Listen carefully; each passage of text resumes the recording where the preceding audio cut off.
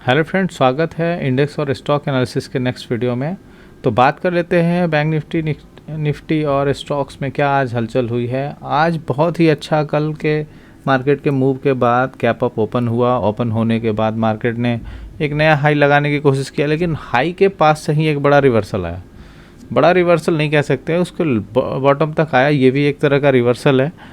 तो उस रिवर्सल का आना और क्या सिचुएशन ठीक हो चुकी है उस पर बात करने से पहले ये देखो डेली टाइम फ्रेम में चार्ट लगा हुआ है। यहाँ पे आप देखना इसी ट्रेंड लाइन से ये गया था और एक लाइन मैंने यहाँ पे 44,771 के पास मार्क किया हुआ है। इस लाइन को एकदम बिल्कुल ध्यान रखना। क्या होता है कि कभी भी देखो, आप याद रखो, कभी भी मूवमेंट नीचे की ओर आई तो पहला मूवमेंट आया फिर दूसरा आया, बिल्कुल डब्ल्यू सा पैटर्न बना है। और एक दिन पहले अच्छी खासी बाइंग थी, उसकी वजह से गैप अप ओपन होना ऑब्वियस है। जैसे ये जो बाइंग के बाद अगर आप गैप अप ओपन का ट्रेड लेते हैं कोई बात नहीं, गैप अप हो जाता है, लेकिन उस गैप अप को सस्टेन करना इम्पॉर्टेंट है। सस्टेन होगा तभी ऊपर के लिए हम ट्रेड लेंगे। जैसे 15 मिनट का चार्ट देखो, 15 मिनट के चार्ट में साफ क्लियर दिख रहा है यहाँ से मार्केट जो कल मूव हुआ था, तो ये जो रिट्रेसमेंट था एक हेल्दी रिट्रेसमेंट था। इसके बाद गैप अप ओपन हुआ। अब देखो गैप अप ओपन होने के बाद डायरेक्ट हम ट्रेड में नहीं बैठना चाहिए। देखो सुबह का 5 मिनट का अगर चार्ट में दिखाऊं तो 5 मिनट में आपको सारा क्लियर हो जाएगा। 5 मिनट के देखो इतने बड़े गैप अप के बाद कंटिन्यू कैंडल बनी, उसके बाद 3-4 कैंडल इस तरह से बनने लगी जिससे कि साफ दिख रहा था कि यहाँ वॉल्यूम कुछ ऐसा दिख नहीं रहा जिससे कि ऊपर के लिए बैठा जा सके। तो यहाँ पे एक इसके ये सेकंड कैंडल के हाई के ऊपर एक कैंडल क्लोज होनी चाहिए थी, एक अच्छी बुलिश कैंडल, लेकिन क्लोज नहीं हुई। ये ऊपर जाके जो कैंडल की क्लोजिंग का वेट नहीं करते उनको बहुत अच्छे से ट्रैप किया। ये आया वॉलेटिलिटी लेके यहाँ तक आया। जब पहली बार यहाँ तक आया तो आपको ट्रेड यहाँ पे सेल का डालना आसान नहीं होता। रिवर्सल हुआ, फिर एक बार कोशिश किया, फिर यहाँ पे अगर आप ट्रेड डाल पाते हैं तो ठीक है, लेकिन ओवरऑल देखें पूरा दिन मार्केट एक रेंज में बंद हो चुका है। ठीक है, अब कल का क्या प्लान हो सकता है? कल का क्या प्लान हो सकता है? हम इसके लिए सबसे बेस्ट मेथड हमारे पास है कि आवरली टाइम फ्रेम का चार्ट ओपन कर लो और यहाँ पे देखो ये जो लाइन मार्क करी हुई है इसके ऊपर अभी बाइंग बन सकती है। ठीक है, मीन्स कल इस रेंज के ऊपर ओपन होता है तो ओपन होने दो, यहाँ के आसपास आएगा तभी एक ट्रेड मिलेगा। ठीक है, यानी ओपन फ्लैट भी ओपन हो के यहाँ जाए तो 700 या 800 के आसपास अप्रॉक्स वहीं से आपको एक बाइंग का ऊपर का ट्रेड मिल सकता है और उससे पहले तो नहीं दिख रहा है। बाकी अगर गैप डाउन ओपन हो जाता है यानी इसके नीचे ओपन हो जाता है तो ये इस रेंज के नीचे ओपन होने का मतलब है बहुत ही मुश्किल, क्योंकि इस रेंज में आपको ट्रेड करना आसान नहीं होगा। ये जो रेंज में अगर ओपन हो गया तो ये रेंज हमारे लिए बहुत ही ख़तरनाक होगा, क्योंकि इस रेंज और इस रेंज पे, दोनों रेंज पे ऊपर से कॉल शॉर्ट होंगे, नीचे से पुट शॉर्ट होंगे, डायरेक्शन नहीं मिलेगा। मे भी हो सकता है नेक्स्ट एक्सपायरी तक यहीं घुमाते रह जाए फिर मूव दे ऊपर या नीचे के लिए। अभी खास करके ऊपर के मूव के लिए मैं एक्सपेक्ट कर रहा हूँ कि मार्केट अपसाइड जाएगी। ओके, अब बात कर लेते हैं निफ्टी की। तो निफ्टी में भी बिल्कुल सिमिलर सा है। देखो आवरली के चार्ट में ये ब्रेकआउट होकर यहीं सस्टेन हुआ है।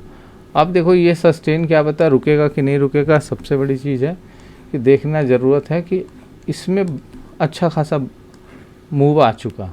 अब यहाँ पे आके एक आध दिन पॉज कैंडल बनना चाहिए, फिर ऊपर मिले तो अच्छा है।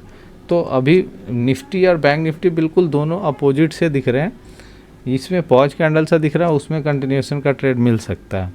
तो आप इसको देख लीजिएगा, अगर दोनों सिंक्रोनाइज होंगे, दोनों एक साइड से ट्रेड होंगे, तभी आप अपसाइड या डाउन साइड का ट्रेड बनाइएगा। चलो स्टॉक्स की बात कर लेते हैं। कुछ स्टॉक्स मेरे पास है। देखो स्टॉक्स में सबसे पहले आप एक बार देख लो सिटी यूनियन बैंक, CUB मैंने बताया था और कल भी दिया हुआ था। CUB का ट्रेड कि इसके हाई के ऊपर जाएगा तो जा सकता है। ये बहुत ही सॉलिड पैटर्न होता है कि सेलिंग के बाद अगर एक बड़ी बाइंग आई है उसके बाद गैप अप ओपन होना और अपसाइड का ट्रेड मिलना ये बहुत ही आसान है, ईजिली मिल जाता है। तो ऐसे पैटर्न को बिल्कुल मिस मत करो। अभी ये बड़ा टारगेट दिख रहा है और बड़ा जाएगा ये, इसलिए आप आराम से बैठे रहें। यहाँ तक तो जा सकता है 200 के आसपास तक टारगेट इसका रहेगा। चलो इंट्राडे के स्टॉक्स देख लेते हैं कल का क्या सीन है। इंट्राडे के स्टॉक में सबसे बेस्ट स्टॉक मैं बताता हूँ, ये है विष्णु प्रकाश। विष्णु प्रकाश देखो, ये मेरा एक आईपीओ का स्ट्रैटेजी है। आप जाकर देखोगे मेरे प्लेलिस्ट में, तो आईपीओ का स्ट्रैटेजी है कि कभी भी एक हाई बन जाता, कभी भी एक हाई बन गया आईपीओ लिस्ट होने के बाद, अगर उसके ऊपर एक वीकली कैंडल की क्लोजिंग हो जाए तो हम अपसाइड के लिए ट्रेड लेके बैठ जाते हैं। यहाँ पे स्टॉप लॉस डाल देते हैं और टारगेट लगभग 2 टाइम्स होता है। मीन्स कि 190 पे अगर बाइंग है आपकी तो 280 के 380 के आसपास जा सकता है। तो लगभग डबल होने का टारगेट हम लोग रखते हैं, लेकिन डबल का नहीं, आप अपने रिस्क के हिसाब से देख सकते हो कि कहाँ तक इसको होल्ड किया जा सकता है।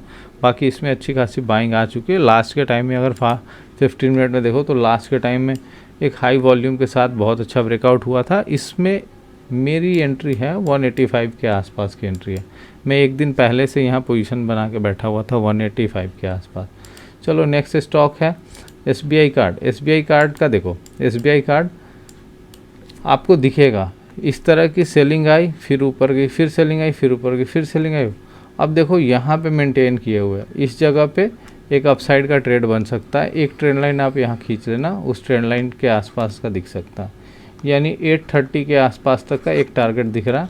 ये 800 से अगर ऊपर निकलता है तो 830 के आसपास का टारगेट दिख रहा है, तो इसमें आप अपसाइड के लिए जा सकते हैं। नेक्स्ट स्टॉक है ग्रासिम है। ग्रासिम का देख लो, ग्रासिम में भी बिल्कुल उसी तरह टाइप की बाइंग आई थी और बाइंग आने के बाद अब यहीं पे रुका हुआ। अब इस जगह पे अगर मिलता है तो सबसे बड़ी बात क्या होगी कि एक तो कि बायर एग्रेसिव है, दूसरा ऑल टाइम हाई पे है। तो ऑल टाइम हाई जैसे ही क्रॉस करेगा तो और बायर एग्रेसिव हो जाएंगे और बाइंग आने की बहुत चांसेस है। स्विंग में भी इसको होल्ड कर सकते हैं और ऐसे भी रख सकते हैं। बाकी कल क्या मार्केट का क्या ओपनिंग है उस पर डिपेंड करेगा। Next stock granules. अब 2 स्टॉक मेरे सेलिंग के लिए है, एक ग्रेनुल्स है।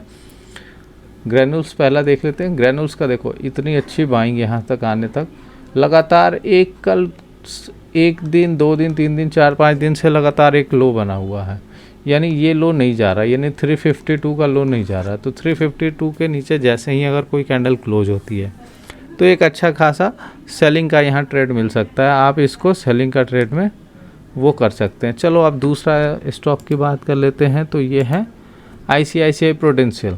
ICICI प्रूडेंशियल में एक यहाँ तक का विक था और यहीं तक में एक अच्छी खासी सेलिंग आ चुकी है।